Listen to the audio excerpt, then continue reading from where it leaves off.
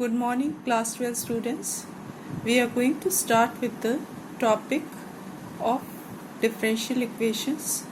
In fact, we are going to do the last topic here, that is linear differential equation. As it is, you have already done framing of differential equation, solving differential equations by first two methods, that is variable separable, using the methods as well as equation reducible to variable separable also is there in your syllabus.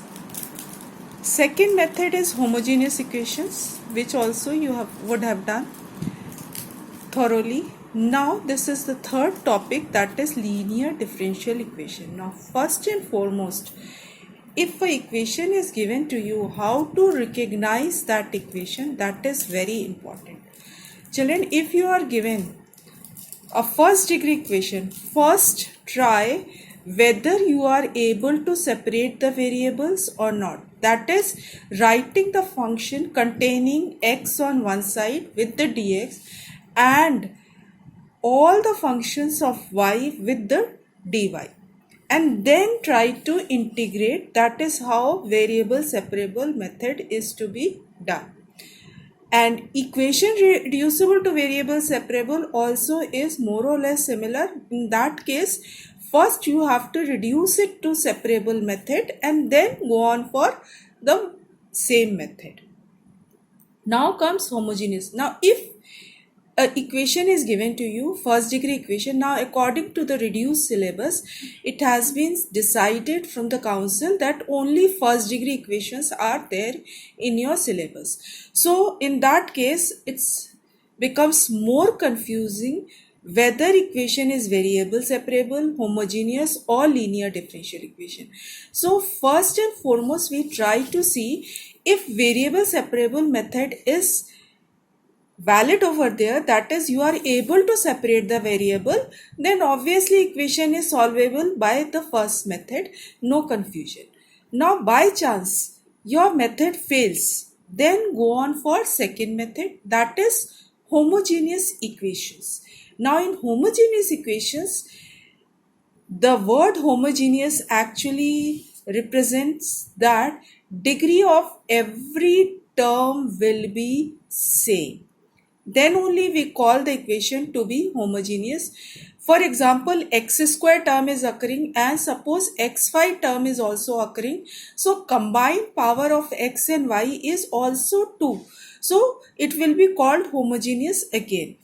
Now once homogeneous equation is recognized, then substitute y equals to vx and reduce the equation to variable separable form, and then obviously you will be able to solve it. So homogeneous equation in a way is to be done by substitution. First step is put y equals to vx, or sometimes another substitution which is convenient according to the question is done there, and then equation is reduced to the form of variable separable and then solve it accordingly. Now third equation, by chance first two method fails, then in that case you will go on to the third method, that is linear differential equation. Now in this case, dy dx plus py equals to q is the equation of the form. Hence dy dx plus py is equals to q is said to be linear differential equation, where p and q are functions of x. Remember that I have taken p and q as function of x, not y. If function of y, then equation should be of different type. That also will be linear, but we'll discuss it later while doing this problems of different type.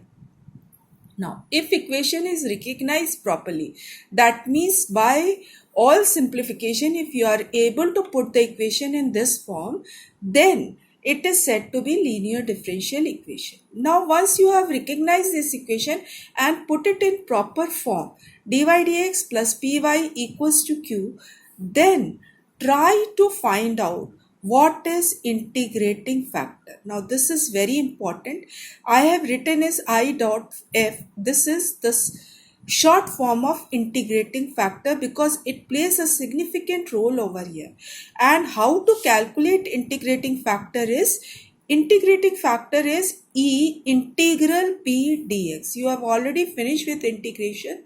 So it is very important. In a way, you are revising all your integration side by side if you are doing properly these type of differential equations.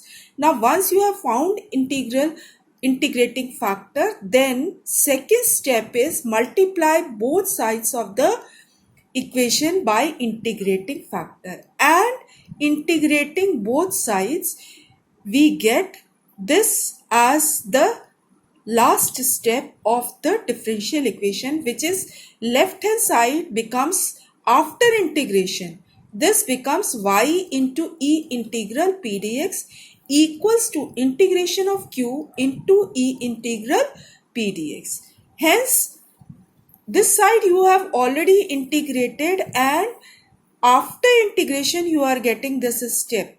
Now if you are not clear, you can see that if I differentiate this equation, then I'll be getting two terms, dy dx, because differentiation of this is dy dx into e integral p dx, plus this side it will be e integral p dx into py.